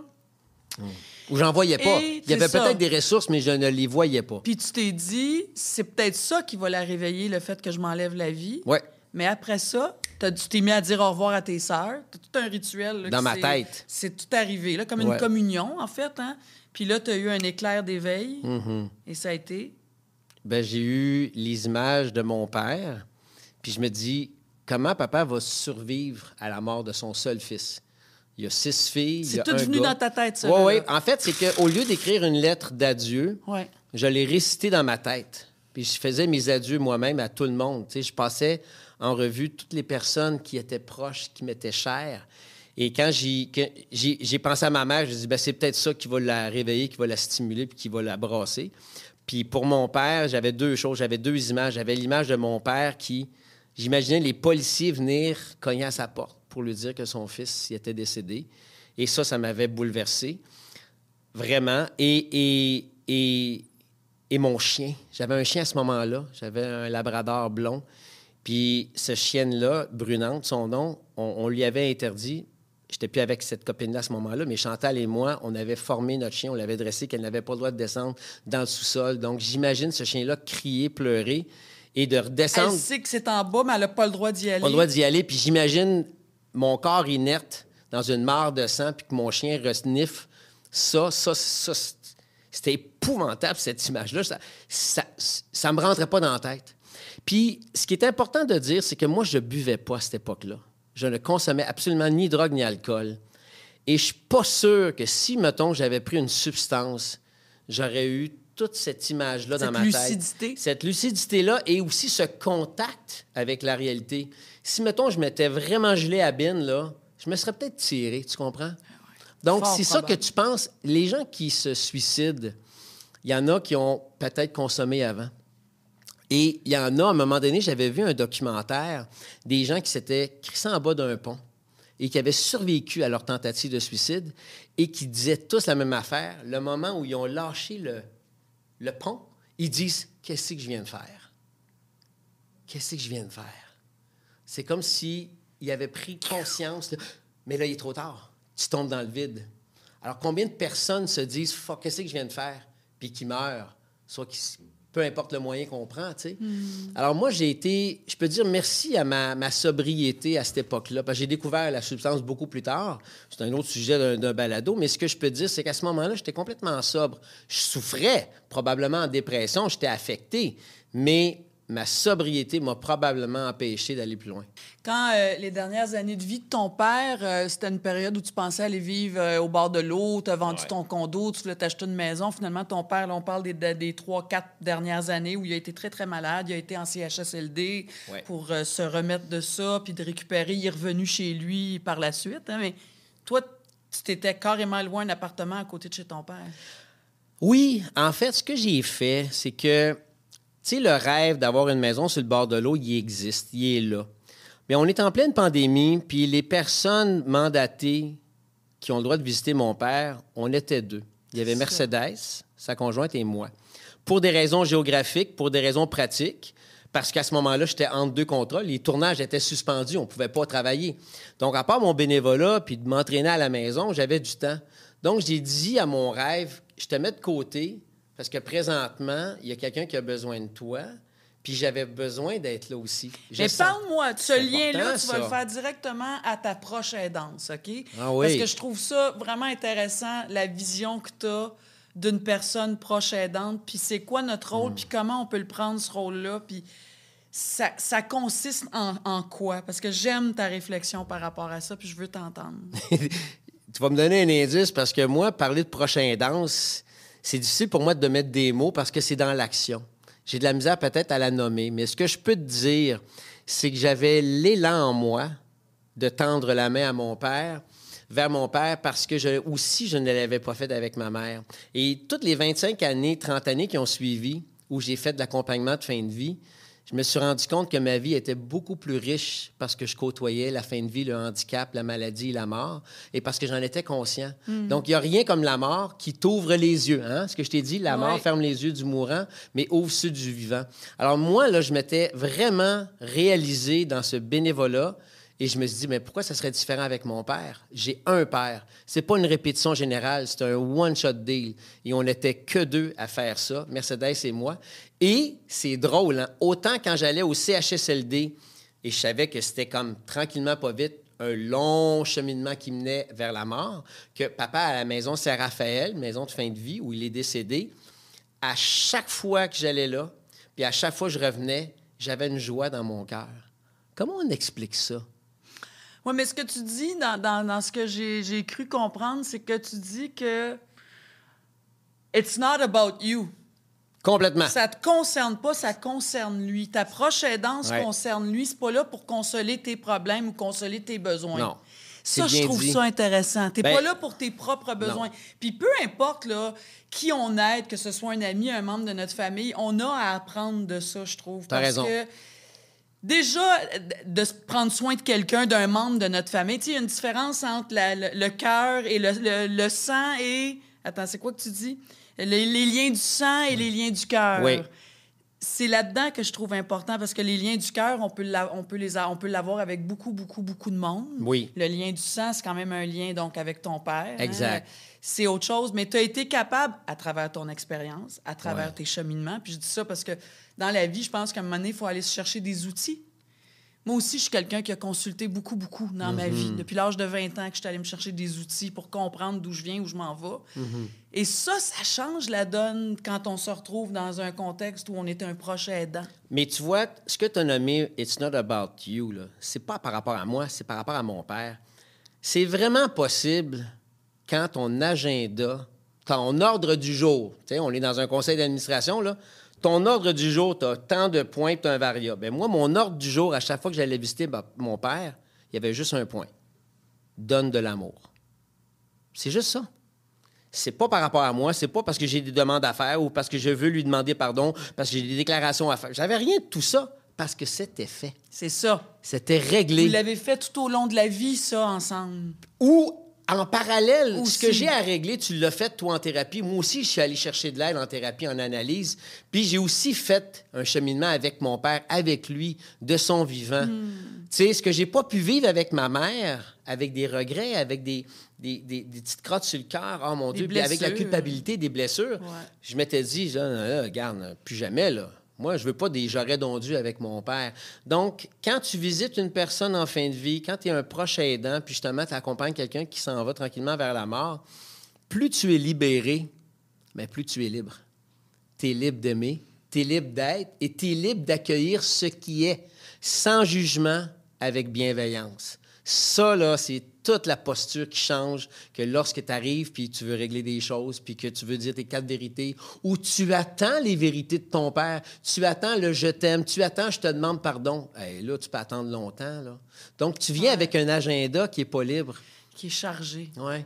C'est ce que j'ai pas vécu avec mon père, d'où la joie. J'arrivais, regarde, conscient que c'est peut-être la dernière fois que je vois papa. C'est peut-être la dernière fois que je lui donne un petit bisou sur le front. C'est peut-être la dernière fois que j'y prends la main. C'était ça, je le sais. Moi, j'en étais témoin personnellement. Là. Je sentais ça de ton père, cette espèce d'ouverture, de générosité. Ben oui. Mais là, tu parles quand tu es venu luncher? Quand tu es venu à la maison? Ben oui, tu sais, même là, les 2 fois, là, je veux dire, on l'a fait ensemble 2 fois. La dernière fois, c'est quelques mois avant sa mort. Puis c'était toujours ça que je ressentais, puis je l'ai compris davantage aux funérailles de ton père. Toute cette espèce de recul que tu étais capable d'avoir pour célébrer votre vie. Puis je pense que ça me touche parce que moi, je suis rendue là dans ma vie. J'ai 56 ans. J'ai eu des choses difficiles dans ma vie. J'ai eu une enfance par moments assez rock'n'roll. J'ai travaillé là-dessus. J'ai réglé mes affaires avec mes parents. Puis aujourd'hui, à 56 ans, moi, je ne veux que célébrer le beau de ma vie. Puis il y en a plein de beaux de ma vie. Il y a eu plein de beaux. Oui. Donc, tu comprends pourquoi je t'ai demandé d'écrire la préface de mon livre? Oui. Mais c'est vrai. Non, mais parce que tu as connu papa, Tu l'as aimé, tu l'aimes encore, tu m'as connu, on s'aime. Puis je sais que tu es capable de déposer un message qui est plein de, comme dirait Serge Marquis, d'humanitude. Tu sais, les fois que tu as vu papa sans que j'étais là, tu l'as pas fait pour être cute devant le Kodak. Ça n'a jamais été médiatisé, ça. Non. Donc, tu vois, il y avait vraiment une pureté dans ton geste et papa t'aimait, Mercedes aussi. Donc, et c'est ça que moi, je retiens. Qu'est-ce qu'on fait loin des caméras puis des micros? C'est ça qui compte. C'est important ce qu'on se partage. Bien là. sûr, absolument. Mais les petits gestes d'amour qu'on pose au quotidien, loin des applaudissements, oh mon Dieu, c'est tellement important. Là. Et c'est pour ça aussi qu'on t'aime. C'est que toi, devant ou derrière le Kodak, le micro, ou à l'épicerie, tu es quand même une bonne femme, là. Ouais, mais là, on n'est pas là pour parler de moi, par exemple. Non, mais ce que je veux dire... Mais en même temps, pourquoi qu'on connecte ensemble? C'est pour ça, ton père était ça, toi, t'es ça. Oui, absolument. Ah oui, puis on veut ça, on veut s'alimenter de ça. Jean-Marie, merci. Écoute, on aurait pu continuer tellement parce que... juste avant de finir, quand même. T'es quelqu'un qui fait beaucoup de bénévolat. On t'a vu dans ton travail aussi, travail de rue, là. T'as fait des documentaires, des séries documentaires avec des gens qui souffraient de dépendance, de santé mentale, de difficultés à vivre, tout ça. Des beaux vulnérables. Oui, mais ça aussi, ça t'a apporté beaucoup dans ta vie. Ton bénévolat t'apporte beaucoup. Parce que ça aussi, c'est un message important à faire aux gens, de juste être là pour les autres. Aussi, ça change notre vie. C'est là qu'on doit faire une différence entre la proche aidance, parce que c'est notre famille, puis de la proche aidance qui n'est pas si proche de sang, mais de cœur, qu'on appelle le bénévolat. L'engagement humanitaire, mais les deux sont enrichissants. Tu sais, comme dit André Robitaille, on faisait le Téléthon des étoiles ensemble, il dit « maudit bénévolat ». Maudit que c'est pas payant, mais c'est enrichissant. Alors, c'est ça. C'est enrichissant, cet engagement-là, et c'est fou comme... Parce que ça vient d'une pureté du cœur. C'est pas quelqu'un qui m'a forcé à bénévoler, ça vient de moi. Déjà là, la récompense, elle est riche, elle est sans fin. Elle est sans fin. Et... je suis aussi récompensé d'avoir accompagné mon père, même ma mère, même maladroitement. J'en retire énormément de ça, tu sais. Alors, je pense que je suis riche de ce que j'ai reçu de par ce que j'ai donné, c'est clair. Mais ce que j'ai juste envie de dire par rapport à ton invitation aujourd'hui puis à parler de proche aidant, c'est que c'est un one-shot deal quand c'est un proche puis c'est ta famille. Puis assurons-nous d'être libérés quand on le fait. Ça fait toute la différence. Si possible, d'être là de façon libérée, dégagée, pour être complètement au service du lien. Ouais. Pas juste au service de l'autre, au service du lien. Parker Palmer, il a dit, c'est pas important ce que tu fais dans la vie ou ce que tu veux faire dans la vie, mais plutôt d'écouter ce que la vie veut faire en toi. Oui, puis toi, ce que tu as appris avec ta pratique tibétaine, c'est que la nature humaine, elle est d'abord et avant tout profondément bonne. Oui. Et ça, quand tu te dis ça... faut jamais oublier ça. Même le gars qui te coupe en auto, même le gars qui te croise en rue puis qui t'envoie te promener, ou même peu importe, tu te dis, essaie de revenir vite que ce gars-là, au fond de lui, c'est un être d'amour. Ça sort des fois tout croche, mais c'est un être d'amour. Merci. Il n'y a pas de cas.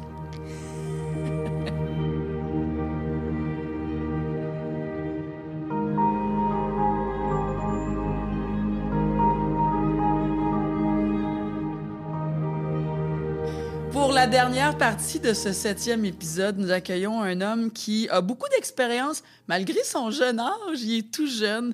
Expérience de terrain en ce qui a trait aux dépendances. Il est intervenant au Centre de référence du Grand Montréal. David Galipeau, bonjour. Bonjour. Merci d'être là. Merci de m'accueillir. C'est drôle, j'avais l'impression que j'accueillerais genre un gars de 45 ans. Et non, t'es jeune, puis je veux dire, tu t'es plongé, j'imagine, cœur et âme dans ce milieu-là d'intervention. C'est quoi qui t'a guidé? Qu'est-ce que c'est l'appel? Il y a un appel pour ça, évidemment, là? Oui, bien, en fait, ça a commencé par mes études où est-ce que j'ai eu l'opportunité de faire de l'intervention avec des personnes qui consomment. OK. Puis de fil en aiguille, j'ai eu un emploi au Centre de référence du Grand Montréal, aux lignes spécialisées, drogue à des références et jeux à des références. Okay. Et je suis là depuis un petit peu plus de 4 ans. Ah, c'est formidable. Je pense que la première chose qu'il faut se dire, David, il faut comprendre, croire et accepter aussi, c'est que derrière toute dépendance, il y a une souffrance. Oui, énormément. Quelqu'un qui a une dépendance, et la liste est longue quand même. Il y a l'alcool, il y a la drogue, il y a le jeu, le sexe, la nourriture, c'est toutes des... J'en manque-tu? Il peut en avoir à l'infini. Il peut avoir les achats compulsifs. Il peut avoir la dépendance affective. Il peut avoir la dépendance à peu près n'importe quoi au sucre. On peut être dépendant d'à peu près tout, en fait. Tout ce qui est dans un peu l'extrême. Dans l'extrême, en fait. C'est exact. Ça, hein? Il paraît que, en lisant la recherche, que l'approche aidance liée à la dépendance, là, dans cette thématique-là, c'est pas la même chose. Quelqu'un qui est proche aidant d'une personne qui souffre de dépendance, c'est pas la même proche aidance que quelqu'un qui est le proche aidant de quelqu'un qui a un cancer. Non, pas du tout. Pourquoi? C'est quoi les différences? Il y en a plusieurs, en fait. Premièrement, une des grandes différences, c'est que une personne qui est proche aidante d'une personne qui est dépendante, les actions qu'elle va poser, donc le fait d'être disponible 24/7 pour la personne, le fait de lui prêter de l'argent, par exemple, le fait de l'héberger, donc toutes les choses qu'un proche aidant d'une personne dépendante va faire, va le faire dans un objectif en se disant, c'est peut-être la dernière fois que je peux faire ça, puis après, le problème va être réglé. Donc, il y a un espoir que le problème va se régler avec qu'est-ce que le proche aidant fait. OK. Versus quelqu'un qui a un cancer, par exemple, ça, c'est hors de contrôle. On est là en soutien, on est là pour supporter, mais on le sait que nos actions n'ont pas un impact sur le cancer en tant que tel. C'est ça, parce que ces gens-là n'ont pas un contrôle sur ce qui leur arrive. Hein? Exact.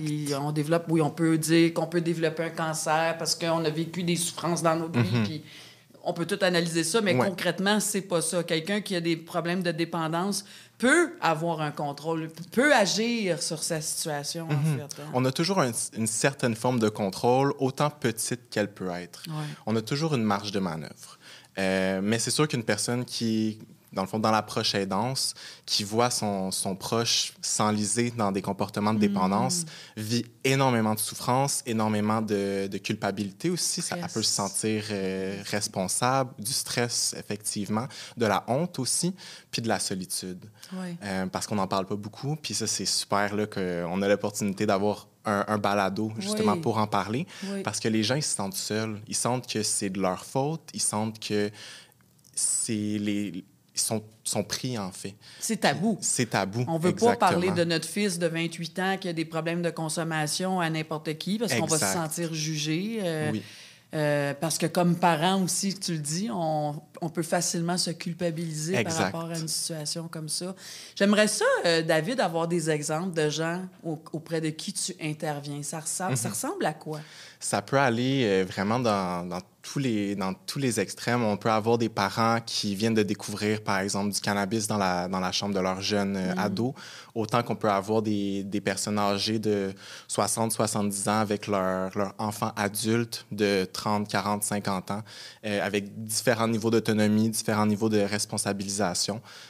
Donc, on a quand même une grande majorité, puis une grande variété aussi de personnes. De sujets. Puis il y a des gens qui j'imagine, qui font appel à vous. Ils sont en grande, grande détresse, en situation de crise. Hein? Là, en ce moment, là, il se passe... Exact. Puis c'est ça aussi la différence de travailler au téléphone plutôt que dans un centre, par exemple. C'est qu'on a la personne dans le moment présent, dans son milieu, dans son environnement. Il est dans sa chambre, on vient de se pogner, c'est ça, là? Exact. C'est dans le moment présent.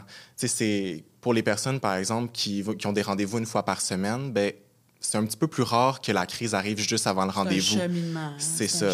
Mais la crise, elle arrive les soirs, elle arrive la fin de semaine, elle arrive n'importe quand, puis c'est important d'avoir de l'aide à ces moments-là aussi. Puis c'est là qu'on rejoint nos personnes. J'aimerais ça aussi parce qu'il y a un mot là, que je connais pas vraiment, mais la dépendance systémique. Oui. Ça veut dire quoi, ça? Dans le fond, la dépendance systémique, si je la résume là, brièvement, dans le fond, le système, c'est le système familial. C'est à ça qu'on fait référence. Donc, par exemple, pour une personne qui est dépendante, son système, c'est ses parents, ses amis, ses partenaires de vie, donc tous les gens autour. Puis quand on parle de dépendance systémique, à ce moment-là, c'est d'être dépendant à son système. Donc ça veut dire, par exemple, moi, je suis dépendant de l'argent que ma mère me donne à la fin de mon mois pour payer mon loyer. Je suis dépendant des tâches ménagères que mon conjoint ou ma conjointe fait à la maison. Je suis dépendant... du gars qui me donne un livre pour aller à la job tous le matin. Exactement. Donc, dépendant de son système. Puis, en fait, les personnes, quand on est dépendant de notre système, c'est qu'on vient prendre un petit peu pour acquis. Donc, une personne qui est dépendante va utiliser son argent pour consommer en se disant, ben ma mère, mon père, mon conjoint, mon ami va me donner de l'argent pour payer mon loyer. Donc, c'est une dépendance. Donc, on crée une dépendance aussi à eux. C'est ça, il y a la dépendance de la substance, peu importe ce que c'est, mais il y a la dépendance de ceux qui nous entourent. Exactement. Aussi. Ça, c'est difficile à briser ou à défaire. Ouais. Je dirais que ça me fait penser automatiquement au proche aidant. Je veux dire, on a un rôle, oui, important à jouer. En même temps, en s'aidant à survivre, il faut se protéger à travers ça. C'est une position extrêmement difficile, la proche aidance, parce qu'on est toujours en train de conjuguer entre est-ce que j'aide vraiment la personne en ce moment ou est-ce que j'entretiens sa dépendance? Puis, il n'y a aucune bonne réponse non plus. Il y a certaines actions qui peuvent aider la personne sur un court terme, mais que si on regarde puis on explore avec la personne, ben on se rend compte que ça tombe dans un engrenage qui enlise un petit peu plus la personne dépendante à long terme. Donc, dans l'approche aidance, ce qui est difficile, c'est justement de départager entre qu'est-ce qui est réellement aidant, puis qu'est-ce que, même avec mes bonnes intentions, l'aide que j'apporte, à quel point celle-là est aidante. Donc, c'est tout le temps un déchirement, en fait, là, entre ces deux côtés-là. Ça me fait penser à Maxime, qu'on a eu au début de cet épisode-ci, tu sais, qui, lui, à un moment donné, on entend souvent ça, mais venant de la bouche de la personne qui souffre de dépendance, on a souvent entendu, tu sais, c'est toi qui dois se reprendre en main. Si tu peux pas le faire à sa place, ça revient toujours à ça, en fait. Hein? Exactement. Parce qu'on a beau être des aidants, il reste que si l'aider, dans ce cas-ci, on parle de dépendance, ne veut pas poser des gestes concrets, ne veut pas contribuer, en fait, à améliorer sa vie, il n'y a pas grand-chose qui avance. Non, c'est ça. C'est sûr que tout le rétablissement de la personne dépendante est entre ses mains. Et le proche aidant, dans le fond, son rôle à lui, c'est d'être là en soutien, d'être là derrière la personne pour l'accompagner dans son cheminement, mais pas être devant la personne à la traîner vers le haut. Parce qu'il faut trouver un équilibre entre être aidant, justement, donc apporter du soutien, apporter de l'écoute, apporter de soi à la personne, mais aussi lui laisser l'espace nécessaire pour prendre ses décisions, pour s'autonomiser, pour se rendre responsable. Donc, c'est tout le temps faire la balance entre les deux. Ça me fait penser à Jean-Marie, tantôt, qui disait le lien du sang, le lien du cœur. Hein? Faut garder, c'est sûr que le lien du cœur, j'imagine, c'est le plus grand lien qu'on devrait être capable d'atteindre, hein? Parce que le lien du sang, ça peut devenir trouble, puis on est dans un engrenage. Il reste que ce que je crois comprendre aussi par rapport aux dépendances, c'est qu'il faut aller toucher à la racine de la souffrance. Oui. Hein? Parle-moi de ça. Oui, bien, nous, ce qu'on voit beaucoup sur nos lignes téléphoniques en intervention, c'est que la dépendance à la substance, c'est rarement le cœur du problème, mais plutôt un symptôme.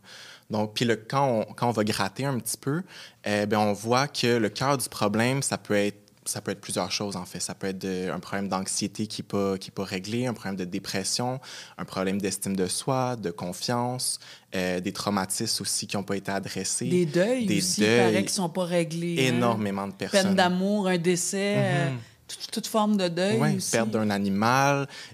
Les gens vivent des deuils ou des situations souffrantes de manière différente. Et la substance, dans le fond, elle vient répondre à ce besoin-là. Elle vient combler un vide. Mais c'est quand on n'a pas d'autres moyens alternatifs de gérer nos émotions négatives puis que la substance devient uniquement notre seul soulagement, c'est là qu'un comportement de dépendance peut émerger.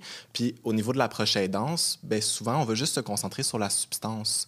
Donc, on va essayer d'aider la personne à arrêter de consommer, arrêter de jouer, des choses comme ça, sans vraiment regarder bien, pourquoi la personne joue ou pourquoi la personne consomme, pourquoi la personne boit.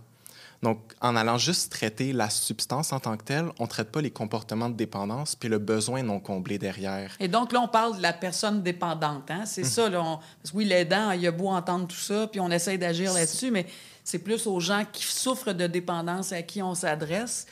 Faut aller toucher à ça si on veut s'en sortir, comme on dit. Oui, c'est ça qu'on dit beaucoup aux parents aussi.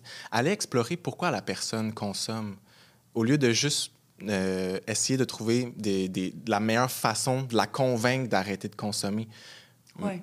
L'aider à faire le tour de ça. Hein? Exact. Puis quand on parle, Maxime, de mettre nos limites comme proche aidant, Parce que puis là, on imagine tout de suite un conjoint, un parent là, qui gère ça dans sa vie ou qui doit gérer ça. C'est quoi mettre nos limites? Moi, j'aimerais savoir, parce que les gens nous entendent, on le dit souvent, il faut mettre nos limites, il faut se faire respecter, mais concrètement, ça veut dire quoi? Oui, puis je suis vraiment d'accord avec vous. Là. Souvent, on dit juste mettre ses limites, mais c'est vide. C'est quoi mettre ses limites? Je peux savoir quelques exemples concrets, genre, vous ne devriez pas faire ceci.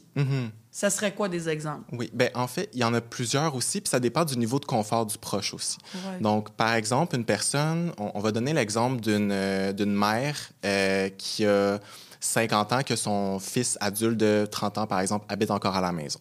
Il est logé, nourri et tout ça. Donc, une limite qui pourrait être mise, bien, c'est peut-être de charger un petit loyer, 50-100 $ par mois. Donc, il y a une responsabilité. Ça peut être de le faire participer un petit peu plus aux tâches ménagères aussi. Donc, se rendre responsable, se rendre autonome. Puis ça peut mener jusqu'à l'encourager à se trouver par lui-même un appartement et tout ça. Mais ça va par degré, puis ça va par stade, puis par niveau de confort aussi. Parce que ce qu'on veut pas, c'est que le proche mette des limites qu'il n'est pas prêt à imposer. Parce que là, c'est encore plus de souffrance. Il faut garder en tête que le proche est extrêmement anxieux, puis qu'il vit la situation extrêmement difficilement. Beaucoup, comme on a dit tantôt, de honte, de culpabilité, de souffrance sous plusieurs niveaux. Et c'est à ce niveau-là qu'il ne faut pas empirer non plus la situation. Ouais. Donc, c'est de trouver, puis en discutant avec le proche, justement, on trouve, il y a son niveau de confort. Où est-ce qu'on peut aller pousser un petit peu plus sur les limites sans non plus venir accentuer la souffrance du proche. Oui, c'est sûr. Comme d'habitude, on se dit toujours qu'il faut éviter les confrontations. Exact. C'est plus des suggestions. Exact. Puis quand on est dans ton travail à toi, ça me fait toujours un peu penser à tel jeune dont j'ai été porte-parole pendant 25 ans. Les jeunes appelaient. Et la ligne parents, c'est pareil. Les parents appellent. On donne pas des recettes de voici, faites ceci, ça, mettez un peu de ci, enlevez un peu de ça. C'est des outils qu'on essaie de donner aux gens, autant à ceux qui souffrent de dépendance que ceux qui sont un proche aidant, une personne proche aidante. C'est de donner des outils. C'est se mettre dans une mentalité aussi. Trouver justement une façon de faire qui fonctionne pour nous, puis qui a un impact positif aussi sur le système familial, puis sur la dynamique dans tout ça. Puis, ben, en terminant, on se dit, il y en a des services. Oui. Il y en a des services qui existent. Hein. Il s'agit de... Puis surtout, maintenant, on a quand même accès à beaucoup d'informations sur les sites web, sur cette grande plateforme-là. Effectivement, il y a plusieurs ressources. Puis s'il y a une phrase que j'aimerais envoyer à vos auditeurs, c'est d'aller la chercher. Vous n'êtes pas tout seul. Il y a des gens pour vous aider. Vos émotions puis votre souffrance est valide. Puis il y a des façons de s'en sortir.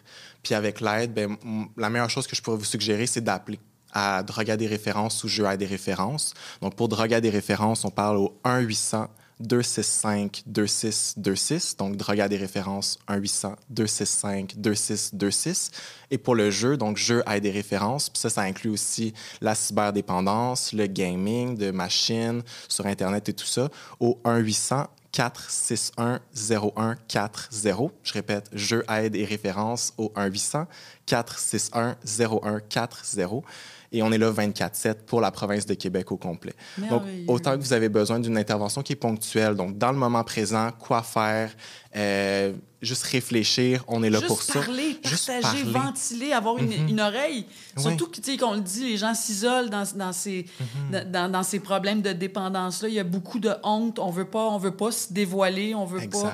Donc, ça fait qu'on va pas chercher d'aide. Donc, d'avoir quelqu'un qui nous écoute, c'est déjà un premier pas extraordinaire. Oui, puis ça fait souvent toute la différence aussi. Ouais. Les gens, souvent, on va répondre, puis je sais pas trop quoi dire, je sais pas trop pourquoi je vous appelle. Puis on passe le temps qu'il faut. Exact. Ça peut durer 5 minutes, ça peut durer 15 minutes, ça peut durer une demi-heure. Ça peut durer 1 heure même. On fait du chemin. Puis si on a besoin de plus, si la personne a besoin de plus que des appels ponctuels, bien, il y a des services de thérapie pour les proches aussi, pour les aider à faire ce cheminement, puis avoir des rencontres hebdomadaires. Je pense rapidement comme ça au Centre de réadaptation dépendance, qu'il y en a dans toutes les régions du Québec. Donc, vraiment, il y a des services, ils sont accessibles, ils sont gratuits. Et vous méritez d'aller les recevoir. Bien, absolument. David Galipeau, merci beaucoup. Bien, ça me fait plaisir. Je rappelle aussi que tous ces détails-là, ces informations-là se retrouvent sur le site de l'appui.org. Merci. Bien, ça fait plaisir. Merci à vous.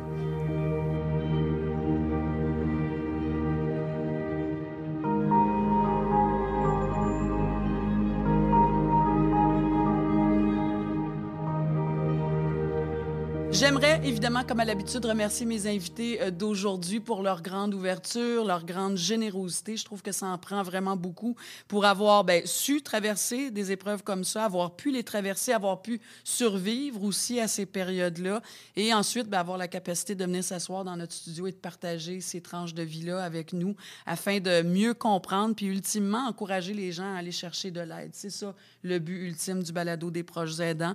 Briser la solitude, il y en a beaucoup. L'isolement qu'on peut vivre à certaines périodes de notre vie. Alors, je veux dire merci à Claudia et Maxime, merci à Jean-Marie, merci à David. Puis si jamais vous vous êtes reconnu ou vous avez reconnu quelqu'un de votre entourage qui souffre de dépendance ou quelqu'un qui est proche aidant et qui vit cette situation-là, n'hésitez pas à aller consulter la page de dépendance, ressources et références sur le site de l'appui.org. Vous pouvez aussi contacter Info Aidant, ça c'est via le téléphone au 1-855-852-7784. Via le courriel, c'est possible. Vous voyez qu'il y a plein de façons de nous rejoindre. Vous allez au info-aidant à l'appui.org. On a, comme à l'habitude, les conseillers, les conseillères qui sont là pour vous lire, vous écouter, vous accompagner aussi et vous guider vers les ressources de votre région parce que des ressources, il y en a. Il y a de l'aide. Il faut aller la chercher. Vous aurez aussi peut-être envie de partager, auriez-vous, c'est plutôt la question, envie de partager votre histoire de proche aidant. On a le goût de vous lire. Et donc, pour ce faire, rendez-vous dans la section « Témoigner de votre expérience ». Ça, c'est à appuibalado.ca. On se retrouve pour un prochain épisode. Ça, je suis bien contente. On va aborder la thématique du cancer et comment peut-on accompagner un proche dans son parcours médical, donc à partir du diagnostic jusqu'à la rémission et parfois jusqu'à la fin de la vie. Alors, c'est Marina Orsini qui vous dit merci d'avoir été là. J'ai déjà hâte de vous retrouver. Prenez soin de vous. À bientôt. Bye bye.